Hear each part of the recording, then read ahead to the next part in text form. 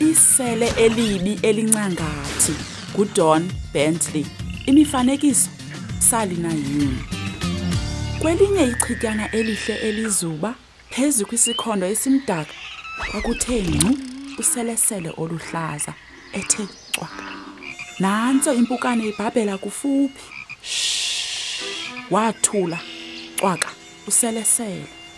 Wamana ukuyithi krwaqo lempukane ibhabhela kufuphi. Letsha nalo ulwimi lukaselesele luncangathi kwaye lulude. Shwaka ayisabonakali ndawo impukane. Njengokuba uselesele eginya impukane, qi ibhungane elimbejembeje lirhubuluza lisondela. Cwaka uselesele wamana ukuluthi krwaqo elibhungane lirhubuluza kufuphi. Letsha nalo ulwimi lukaselesele luncangathi kwaye lulude. Shwaka alisabonakali ndawo ibhungane. Uselesele waliginya ibhungane ngendlela efanayo naginya ngayo impukane. Nantso ke nentethe eluhlaza isiza itsibatsibela kufuphi. Cwaka uselesele wamana ukuyithi krwaqo lentethe itsibatsibela kufuphi.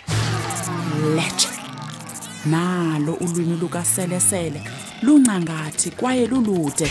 Shwaka ayisabonakali ndawo intethe.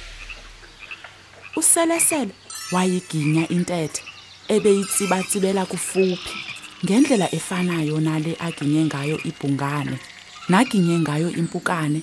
Emva koko wabona ibhabhathane elihle.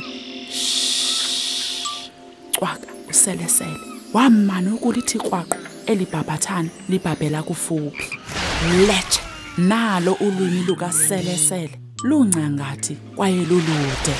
Bimbilili akasabonakali ndawo uselesele isiphelo.